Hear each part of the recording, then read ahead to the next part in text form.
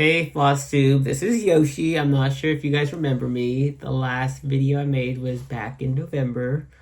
Um, I'm here with a short video just to show a few projects, but also to give y'all a reason as to like my disappearance and what I have been up to. Now, if you hear a noise, that's my dog just scratching away right now. She'll stop in a little bit, but yeah, explaining my disappearance. So last time you saw me was November. A lot of holidays kicked in. It was Thanksgiving, Christmas, New Year's. On top of that, I was working. I think I worked like 2 weeks straight nonstop in December. And then I had to go out of town in November. January. And it was just one thing after the other. And on top of that, I guess the real reason for my disappearance is that I was going through a breakup. Life just happened. And it was a tough time for me, which I'm not going to go into detail about that because I want to keep that separate. Don't need to depress any of y'all. But yeah, it was a tough breakup. And I didn't even want to cross stitch, honestly, for about a good 2 months. You know, I did cross stitch, but I wasn't really motivated. And yeah, things are going a whole lot better. Life is still happening. Let's see. I also volunteered for the rodeo in March, which that was a lot of fun. If y'all don't know what it is, that is Rodeo Houston. It's one of the largest rodeos in the world, I believe, if not the largest. And I got to volunteer this year, and because I volunteered, I get to get free access to the events that happened, and I was just spending my March at the rodeo, which I will be volunteering again next year because I had so much fun. Yeah, that was amazing. On top of that, let's see. I have also been living a social life. Because of the breakup, I just needed to get out. I needed to reconnect with some friends. And I've made some new friends, and I've been more social as opposed to last year. So I've been going out a bit more, going to events happening around the city. For instance, there was a corgi race that I went to a little over a month ago. And then we have this thing called Miller Outdoor Theater, which every week they put on a show during the summer. And I guess early fall, late spring time. And so I got to do that. I've been doing that, actually. And then on top of that, any events that are happening, I don't know. I've been going to a lot of them that I'm just like, think of one. But yeah, that's where I've been. I'm doing good. I have not forgotten about you guys. I have been watching FlossTube. I've been seeing all the new people that have come onto, or I should say that have come onto YouTube to join the community and share their work. There's a lot of y'all. I'm not gonna lie. It's hard to keep up with everyone, especially my favorites and everyone in between. It's a lot of FlossTube, and it's hard to watch a lot of them while trying to be social as well. So I am just trying to keep up. I feel like it's a never-ending task. But yeah, enough about life. Let's get into some whips. All right, guys. So I have a lot of whips to show y'all, but you're not going to see everything today. I'm going to show a handful, and I figure as I continue making videos, I will continue to show some of those that you haven't seen. It just seems like a very daunting task because I have I think 39 whips, and that is a lot. I think the first time I did a whip parade, I only had 12 to show. 39 just it panics me. I don't hate having that many projects. It's just the idea of getting them all, showing them, talking about them. I'm like, that's just gonna be a long video. Let's just show them a few at a time. So the first whip I'm gonna show, it's I'm showing this one because Jen, the caffeinated crafter, she has been like, hey, make a YouTube video. Make a YouTube video. You still haven't made one. So this one is for her. And I chose this project because the first time I showed it in a whip parade, I only had one stitch in. She gave me some flack about it. She was like, why even show it? Like something like that, which, you know, all fun. And I'm like, well, it's still a whip with one stitch or not. Like, it's a whip. So I'm happy to say the last time I believe you guys saw this whip, I only had 402 stitches. This was what it looked like before. And I'm happy to say that this one officially has over 1,000 stitches. It has 1,025. So this is World of Wonderful World Map by Maria Rubinki, which I got from Geckoo Rouge. This piece has over 2 million stitches. I think it's like 2.4 million. I probably won't finish it in my lifetime. We'll try, but here is a close-up of what it currently looks like. And again, as always, I get impressed when I see them through the camera because it just looks amazing and better as opposed to seeing it in person. And I think, so I don't know if y'all remember, I don't look at the projects of what the completed image is going to look like. I just stitch as I get them. So I think I might be right. I think this is a hot air balloon. I know this is sky, this is probably clouds, but I'm pretty sure this is a hot air balloon. And at first when I was stitching it, I was like, oh, is that a rainbow? Because you can see the red, the orange, and yellow. And then as I started going, I'm like, no, there's too much blue for it to be a rainbow. And so I think it's a hot air balloon. But yeah, this one is for Jen, the Caffeinated Crafter. I hope you liked it. I know how much you love to tease me about this one. But she's one of my favorite floss tubers to watch. I love diving into her madness and going on a journey. Like, are we keeping with these plans? Are we doing new plans? And looking at all the boards because it's overwhelming for me, but I love it. So yeah, again, this is Wonderful World Map. All right, so the next project I have, it's one of my favorites. It's the project that got me into cross-stitching. And for those of you that know, this is George III. And this one is from Golden Kite. And I am showing this piece because I have reached the 1% mark. And for me, that is a big milestone. Real quick, the last time you guys saw George III, he had 6,304 stitches. Glad to say George III has now reached, let's see, 7,073 stitches. And this is it. And oh my God, it's amazing just seeing it. I forget the high you get from seeing it in a camera. Yeah. And I think I'm at 1.03%. I'll put the info if I haven't updated it yet or shown y'all. I will insert that. But yeah, this is George III, and oh my God, it looks amazing. This is my first ever project, and as far as my full coverages go, I think this one has the most stitches. I do know Lily of the Woods has more stitches, but she's not a full coverage. But as far as full coverage goes, yes, this is the one. I'll try to give y'all a better close-up. I hope y'all can see. And one thing I've never shown y'all is my back stitches. I want to show y'all that because I am proud of my back stitching. Okay, I don't know how to hold this, but this is my back stitching. It looks just like the front, but yeah, look at that. And the reason why I am a slow stitcher is because I care about the way the back looks. I know many people don't, and I've read somewhere like someone was like, oh, the back stitching is a side quest. If you want to do it, it's optional, but it's there. If you want to have a perfect back, it's a side quest. And for me, I know like whenever I finish the piece, I want it to be framed and in a gold looking frame, and you know,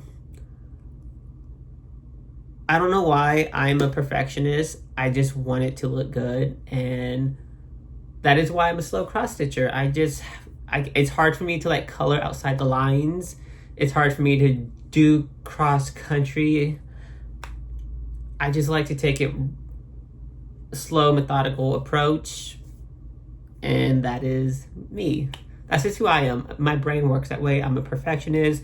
When I get bored, I like to clean. So, you know, that's just me. But yeah, again, this is George 3rd. And yeah, I love it. All right, guys, so for my next project, I have a new one. And this one is called Jelly World. It's from the hate style that is going on for this year. And I know many people are doing Jelly World, and you know, my goal is to finish 6 pages.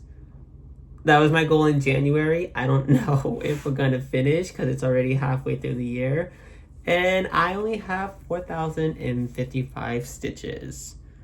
I just got sidetracked and I wasn't inspired to continue it, but then I found my inspiration again for this month, and I'm like, maybe I could do a page a month. I know I'm lying to myself. But yeah.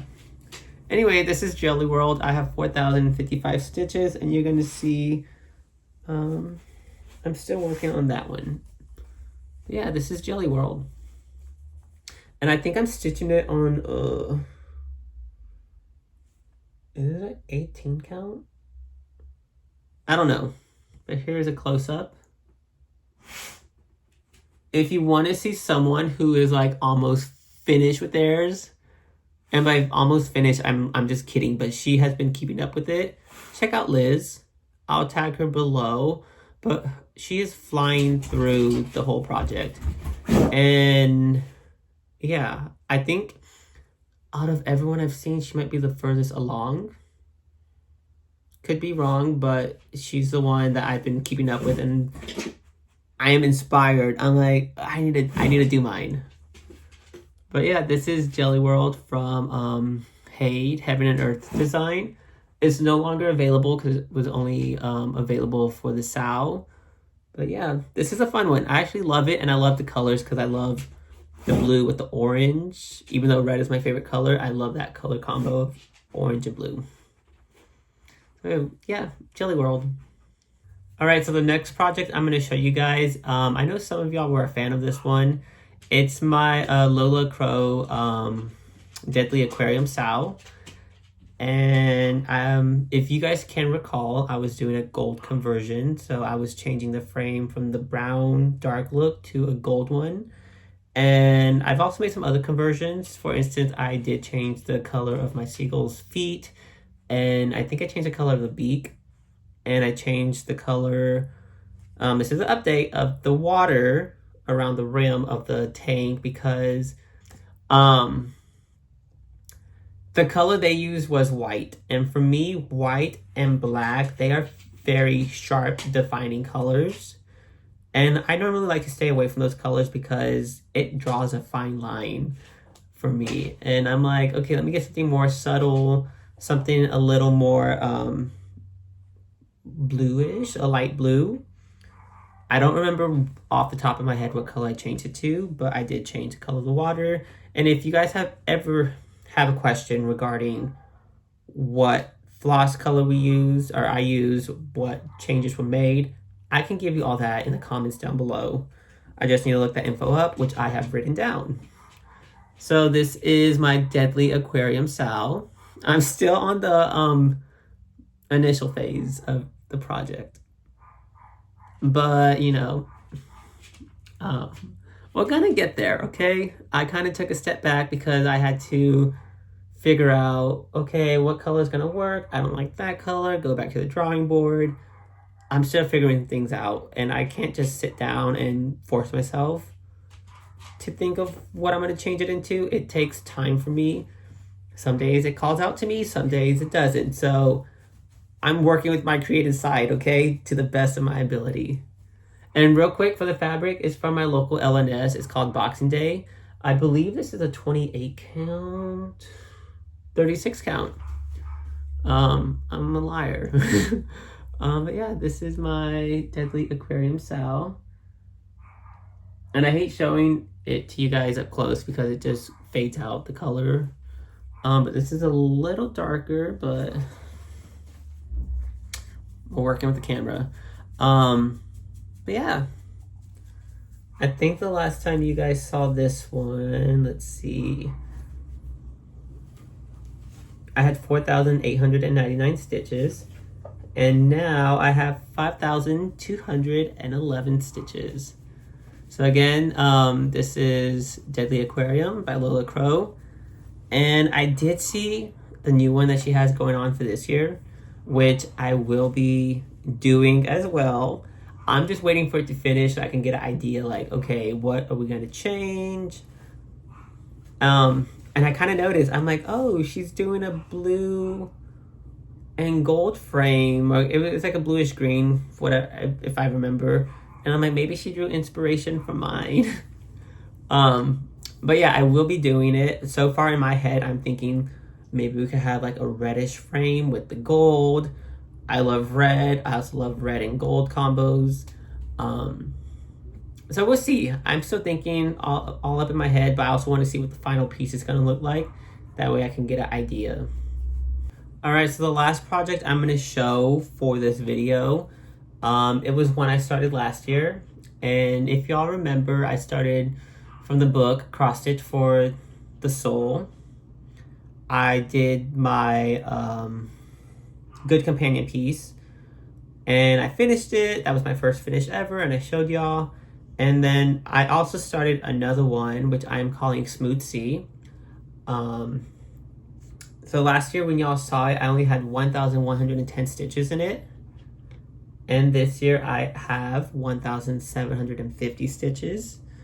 I'm not making any adjustments to the piece.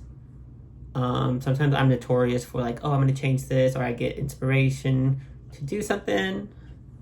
The only thing I did change as opposed to the book is the back of the fabric that I use, because I think they had a white plain blank, I guess, background, and I was like, oh, this would look beautiful on a yellow piece. So the fabric I have is from Lap and Loops. It is called Sunshine Days, and this is a 32 count. And this is my project, Smooth Sea. So the only difference as opposed to last time you guys saw this is that I finished this little section right here, and I started working on the S and C, so it's gonna be S-E-A. Here is a close-up. I'm sorry for the line fold. I'm not ironing this anytime soon. But yeah. This is Smooth Sea, and this is by not Maria Rubinki, Stitch Rovia. Oh my god, I forgot her name. We're just gonna call it Stitch Rovia. She has another name, but I don't remember at all. Emma Congdon, that's what it is. Okay, Emma Congdon is Stitch Rovia. So if you see any Stitch Rovia pieces and you're like, oh, that looks similar. Yeah, because Emma Congdon, aka Stitch Rovia, made 3 books. Cross Stitch for the Earth, Cross Stitch for the Soul, and Cross Stitch for the Heart. And I want to buy the Heart book because there's some patterns I want to work from that one. But yeah, again, this is Smooth Sea as what I'm calling it. Alright guys, so that is everything I'm going to show for today. I do plan to make more videos down the road, and I don't want to make long videos. I just like having short ones and, you know, just updating y'all. And I don't have a time frame. I'm not holding myself to that this year. Last year was 1 video a month. This time, if I feel like making a video tomorrow, I might just do that. So it's going to be updates whenever I feel like I have something worthy to show y'all, or whenever I feel like I want to make a video. Alright guys, so that is everything for this video. Thank you for tuning in. If you guys have any questions, if there's any projects that you want to see for next time and you're like, hey, I'm curious what happened to this piece, feel free to let me know and I'll try to include that for the next video. We're going to go through all of them eventually. I just don't know when. But yeah, thanks for tuning in, guys, and it's nice to be back. Bye.